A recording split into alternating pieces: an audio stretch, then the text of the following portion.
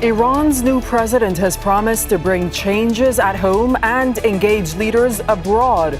But with the supreme leader wielding the ultimate power, will Masoud Pezeshkian be able to fulfill his promises? And how will he deal with the many challenges facing his country? This is Inside Story.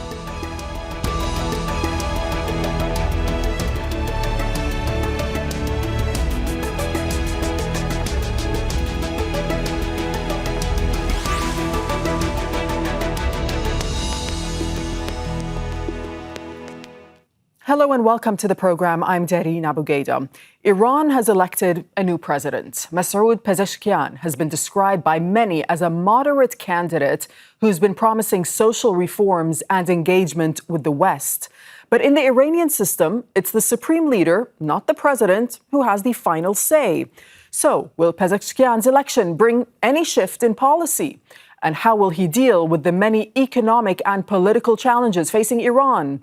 We'll go to our panel in just a few moments, but first, this report from Fintan Monaghan. Masoud Pezeshkian is Iran's new president. The former health minister was the only candidate from the less conservative end of Iran's political spectrum. He posted a message on X calling for national unity, saying, "The election is over, and this is just the beginning of our partnership. The difficult path ahead will not be paved except with your companionship, empathy, and trust." In some ways, Pezeshkian is an unlikely president. This election took place early due to the death of his predecessor Ebrahim Raisi in a helicopter crash in May. On the campaign trail, Pezeshkian promised to renegotiate the 2015 nuclear deal with the West in order to get Iran out of sanctions and revive its economy. Foreign policy is the art of flexibility. I believe in negotiations to remove sanctions. Sanctions are the main obstacle in front of our people. He also pledged to promote gender equality and social justice, a possible attempt to address the widespread discontent that led to protests in recent years. It's been 40 years since we've tried to fix the issue of the hijab. In all honesty, have we fixed it or have we made it worse? But his power to effect change has limits. The supreme leader Ayatollah Ali Khamenei holds ultimate power in the Iranian system. No major policy shifts can happen without his consent. Pezeshkian was also vetted and allowed to run for office where many others were not, a sign perhaps that he's not expected to stray too far. Fintan Monaghan, Al Jazeera for Inside Story.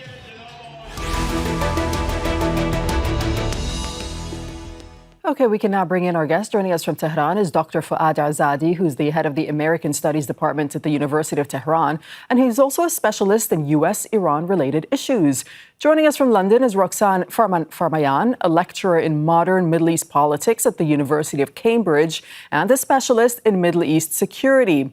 And joining us from Dubai is Dr. Mehran Kamrava, who's a professor of government at Georgetown University in Qatar. Thank you so much for your time with us on Inside Story. Dr. Izadi, I'll start with you first in Tehran. So the president previously ran for the presidency in 2013 and again in 2021, but he failed to make significant progress both times. What was different this time around? You know, Dr. Pezeshkian was endorsed by President Khatami. He was a minister of President Khatami, health minister during his tenure. He was endorsed by the reformist camp officially, and he's a reformist candidate. Your reporting earlier in this program forgot to mention that. And the reformists in Iran have an agenda. They have policy differences on foreign policy, on domestic policy, economic policy, cultural policies. These reformists are very different people when you compare them to the principalists or the conservatives. And the office of presidency is very important in Iran. How can you assess or fact-check what I just said? Look at Iran's foreign policy during Ahmadinejad. Look at Iran's foreign policy during Rouhani. those two people were quite different people. Right. Their foreign policy was quite That's different. an important point, and leader that's was going to be the same basis person. of our discussion, Dr. Izadi, about the leader powers was of the the same presidency. person. But just first on what's happened in the past 24 hours, I just want to ask you about the turnout, because turnout in the second round was at 50%. The first round, as we know, saw 40%. Why do you think that more people turned out for the second round, and what does it tell you? I think one reason was the request of the leader of the country. The turnout was low. The lower turnout brings an excuse. Iran has a lot of enemies. Western media outlets they have been asking Iranians not to show up to the polls. We have over 100 Farsi-speaking channels that have been asking Iranians to boycott the elections. And this is a serious defeat for these people. Iran's elections are free and fair, and they want to demonize Iran. They want to demonize Iran's elections. And you see, they were saying that there is this constitutional council that disqualifies all reformist candidates. They not only approved the reformist candidate, the reformist candidate won the presidency. Right. So, Al Jazeera is not a Western media outlet. They have an excellent coverage on Palestine. I hope they do more on Iran and present Iran as is, not as... Well, that's what we're going to be looking into in this program. Mehran, let me bring you in. So the president, when he won the election, extended his hand to all Iranians. But how does he regain the interest of those who didn't vote for him, or those who simply are disheartened with the election as a whole?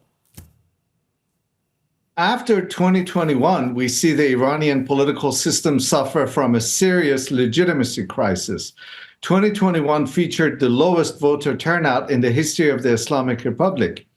And this time we saw in the second round people turning out approximately 50% of Iranians. Incidentally, in the first round, we had an even lower voter turnout in the first round of this election. And so that legitimacy crisis has continued. What we see is a level of trust and, quite frankly, a level of fear of the Talibanization of Iran under a potential Jalili presidency. And so what we see is an effort on the part of the electorate to ensure that Iran doesn't slide further to the right, and a level of trust that someone like Jalili, the reformists, can actually do some damage control and repair the economy, reverse some of the horrendous social restrictions that the Raisi presidency brought Iran, and if possible, improve the people's economic lots. Okay, how much power? Then let me ask you this, Mehran. Mr. Izadi touched upon this a moment ago. I'll put the question to you. How much power does the president actually have? Because we know that in Iran, the supreme leader is the main decision maker in terms of decisions when it comes to foreign policy, including, for example, nuclear negotiations, relations with the U.S., as well as military and security issues. These fall under the remit of the supreme leader, do they not? They do. And the president is constitutionally the second most powerful individual in the country.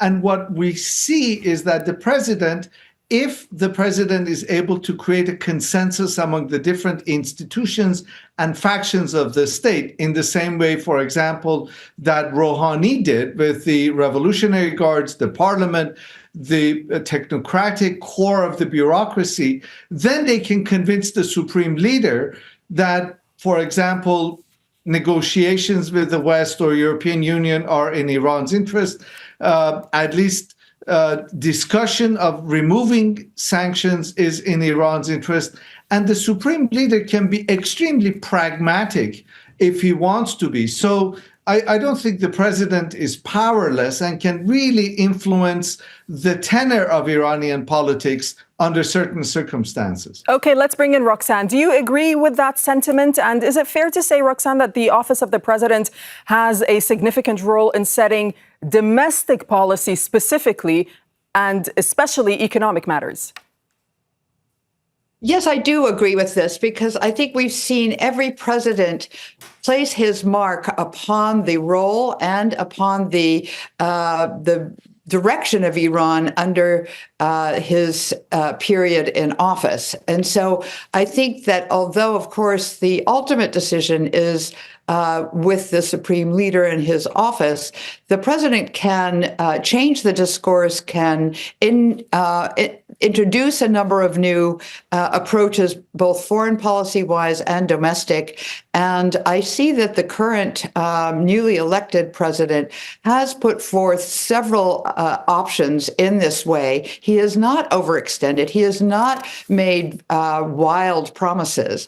What he has done is shown that he has an approach that's perhaps somewhat different, and he has put forward a plan that I think could very much be accepted by the supreme leader once the different categories of the government have been brought together. Just for clarity, which plan are you referring to here, Roxane?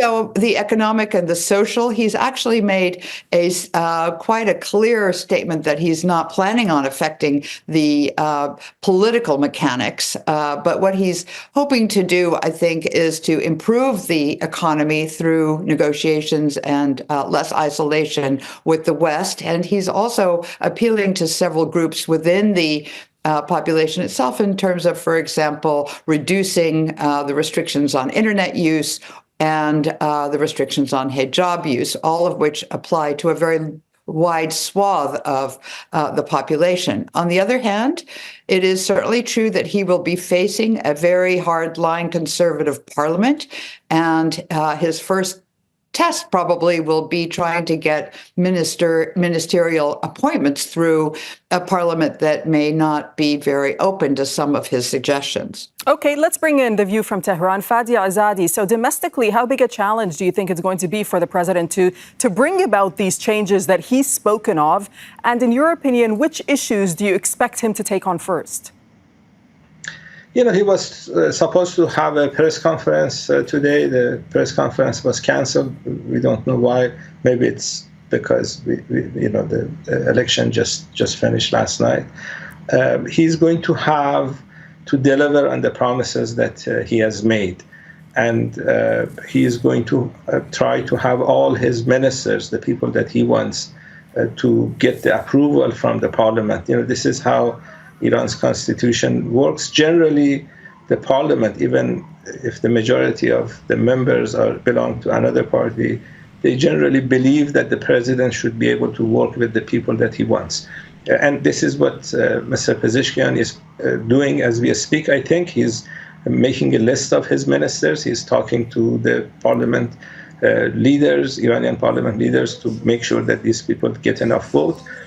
He has promised a lot during the campaign, and he doesn't have to worry about a calm transition of power. And this is another important thing about Iran's elections, that the transfer of power is peaceful.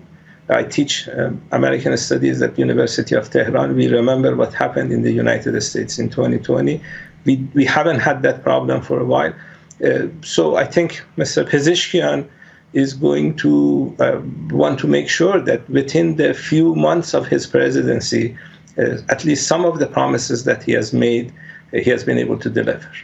Mehran, and on these promises, the president has said that he vowed to ease longstanding internet restrictions for one, as well as to oppose somewhat the police patrols, which of course enforce the mandatory headscarf for women, the hijab. How do you think that he's going to approach the issue of dealing with Iran's security chiefs and clerical rulers and trying to deliver on what he said that he was going to do? Gingerly. He's going to approach them gingerly and with deliberate care. One thing that was interesting about Pezeshkian's campaign was managing expectations. He was very careful not to overextend himself. And he always said, look, I am fully aware, and the electorate knows, that the president is not all powerful. And I cannot and will not make promises of overnight changes. So I think, one of the other thing that was important about Pezeshkian was he emphasized the importance of dialogue and reaching across the aisle to people who didn't necessarily share his views. And he's already said to the supporters of his opponents that he is going to engage in dialogue and that he's a president for all Iranians. Incidentally, all Iranians was the slogan of his campaign. And so I think he's going to be very deliberate. He's going to be very measured. And I think he knows that he does not necessarily have an easy road ahead of him. But as we heard earlier, I think he's going to make some marginal social changes. And that's what matters to people's daily lives. The enforcement of mandatory hijab, the speed of the internet, the way they're treated on a daily basis by the city police. All of these things are going to make a difference almost immediately in the way people perceive the political system. Well, what's made a difference as well, Mr. Izadi, or what people said was the biggest issue for them in this election was, of course, the economy. So was it Mr. Pezeshkian's sort of quote-unquote softer position than Mr. Jalili that appealed to people this time around? And they're hoping that this election and this presidency will translate into an easing of sanctions, which he has also promised to look at, and in turn, better economic times for them? I think the Biden administration has a window of opportunity until January of 2025 to do something serious about the sanctions. If Mr. Pezeshkian fails to deliver on his promises of reducing sanctions or eliminating sanctions, then the new generation of Iranians are going to be as anti-American as the old generation of Iranians. And please remember that about 14 million Iranians voted for Mr. Jalili yesterday. So there is a huge potential to increase the number of people who oppose U.S. foreign policy in Iran. And a lot of those people who voted for Mr. Jalili were younger people. So this is an opportunity for the Biden administration, whether Biden realizes this opportunity or not, whether he is capable of using that opportunity, we don't know. But what we do know is that if Mr. Pezeshkian fails in his foreign policy promises, he is not going to get reelected in 4 years. I understand what you're saying about the Biden administration, and we'll talk about the U.S. election in a moment. But I just got to ask you once again, Mr. Izadi, I mean, from what you've seen, you're in Tehran. Has the president put forward any concrete plans on how to deal with the standoff with the West, with the United States? You know, he's planning to bring people like Dr. Zarif and Dr. Araqchi and others who negotiated the nuclear agreement. Dr. Zarif was next to him during his campaign events. He's a heart surgeon. He's not a foreign policy specialist, but during the campaign, he said that he will rely on such people to basically resolve some of these issues. And given the track record that both Dr. Zarif and Dr. Araqchi actually managed to finish the nuclear agreement and have an agreement with the other side, the expectation that Pezeshkian has is that they can repeat the experience of 2015. But, you know, this is a two-way street. You need to have a partner on the other side. And given what's going on with the genocide in Palestine, given what's going on in the region, I'm not sure if the Biden administration is capable of using this opportunity, even if they want to. Okay, Roxane, I guess that is the elephant in the room. I mean, what happens with the U.S. election, and that may impact relations going forward with Iran, a Biden administration versus a Trump administration. But do you think that the revival of the JCPOA, the nuclear agreement, is a priority for the new president? And is he going to try to sort of open up a new chapter with the International Atomic Energy Agency? Well, I think he certainly made a point in his campaign to say it was one of the most important things to reduce sanctions as a means of improving the economy. And the economy has really become a huge factor for the population in Iran. And impoverishment, a lack of opportunity, these are really cutting into social welfare as well as the opportunities for the young people who have been very disillusioned by this whole political process and the ideological emphasis, I think, on the way the economy has been run. And I would like to say a couple of things. One, Pezeshkian has already shown that he can cross the aisle. In a sense, he was able to garner quite a few of the conservative votes who had been on the more practical end of the Conservative Party and had supported Ghalibaf, who is the parliament speaker. And I think he gained several million votes from that side by conservatives who realized that the economy really has got to improve if Iran is to go forward. Right. So I think he's got an ally probably already in the Ghalibaf camp, and that he has already shown that he can garner conservative votes for some of his programs. What about allies in other countries, Roxane? Will he continue or discontinue the eastward-looking foreign policy of the late President Ibrahim Raisi? How will his relations be with Russia and China? Well, I don't think for Iran there's much downside in continuing those relationships. And so I expect that will be viewed as one of the successes of the Raisi term. And I think that will continue, as will the membership of the BRICS and the Shanghai Cooperation Organization and several of these other groups looking that way. But I don't see that will cut down the opportunities for Pezeshkian to find some common ground, perhaps in new negotiations in Vienna. But of course, that will depend on who gets elected in the United States, because the Republican candidate Donald Trump is the one that withdrew from the last deal. And so that would create a completely new set of negotiating points for both parties going forward.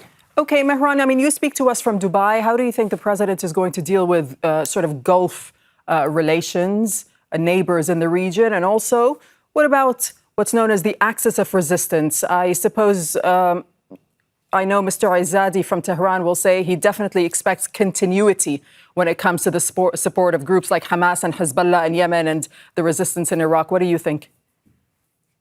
I also think so, because the so-called axis of resistance is part of Iran's deterrence capability against Israel. And the Israeli threat to Iran is not going away. And the security policy of Iran is heavily influenced by the Revolutionary Guards, as well as the foreign ministry and the presidency. So I think those dynamics aren't going to change. The international threat environment within which Iran perceives itself is not going to change. And so I don't think Iran's relations with the axis of resistance are going to change.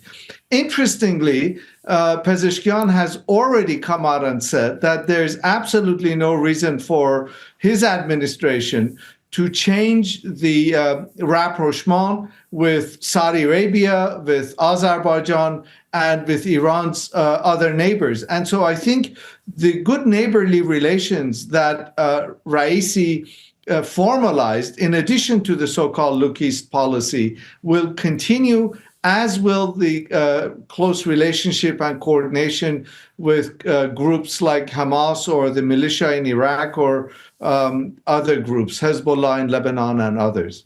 Okay, Mr. Izadi, would you like to weigh in on this? And then, Roxane, I'll come over to you for the final word. Iran is interested in improving relations with all its neighbors. This is the policy of Iran. Generally, the problems come from the other side. And I think countries like Saudi Arabia have realized that eliminating Iran or overthrowing the Islamic Republic is not going to happen. The sooner Western countries realize that fact, I think it's going to improve their relations with Iran. There is this substantial popular support for the government. 14 million people voted for the most extremist candidate based on analysis of Western media outlets.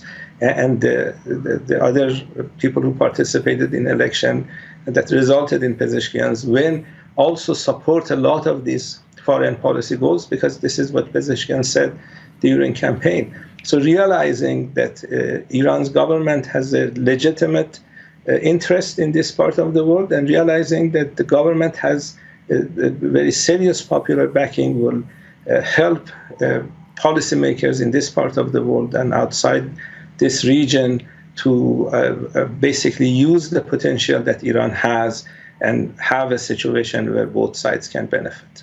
Just a final thought from you, Mr. Izadi, on the issue of corruption, which we didn't mention. I mean, how can he make a difference on this issue, do you think? He's very clean. He was asked on a television show, what do you own? He's a heart surgeon, so he can manage to have a comfortable life. But he said he has a house in Tehran, he has a house in Tabriz, and he has a small garden. And so the one reason he got elected was because of him living modestly. And this is an Islamic republic. So having leaders with a modest lifestyle is one of the teachings of Islam. Okay, Roxane, final words to you. And also, do you see a sort of comparison between this presidency of Mr. Pezeshkian and the one of Hassan Rouhani, who was also considered a reformist candidate? Well, of course, there is some similarity because they're from the same grouping and the same political outlook. But I think it's worth saying that Pezeshkian is not the expert that Rouhani was in the nuclear area, but he's also not quite as much of a firebrand as Rouhani was. He's really, in many ways, a compromise candidate. He's someone who is able to negotiate and to play the longer game. It strikes me. I think he represents in his own background different ethnic groups in Iran and the professional groups. And I think what we see is a real opportunity here of someone who's going to move quietly and slowly, that has the confidence of the government, but is going to be approaching the political and economic and foreign policy dimensions in a way that has not been represented by the hardliners as much. His is going to be a fresher way of going about it. And I think he's going to try to be inclusive. That's all of the different points that we've seen in this campaign and how the government itself has approached this. And I think it's important for the West, which tends to think of Iran as a very monolithic type of very authoritarian place, to realize that this has been quite a competitive campaign and that he was in many ways the dark horse, and that this kind of politics is possible in Iran, and that this is an opportunity that Iran now represents for a somewhat softer and more constructive approach. Okay, on that note, we'll leave it there. Thank you so much for joining us. Foad Izadi, thank you. Roxane, Farmanfarmaian, and Mehran, Kamrava. Thank you for watching. You can see the program again anytime by visiting our website, aljazeera.com. For further discussion, you can go to our Facebook page. It's facebook.com/AJ Inside Story. Join the conversation on X. Our handle is AJ Inside Story. From myself and the whole team here in Doha, thanks for watching, and bye-bye for now.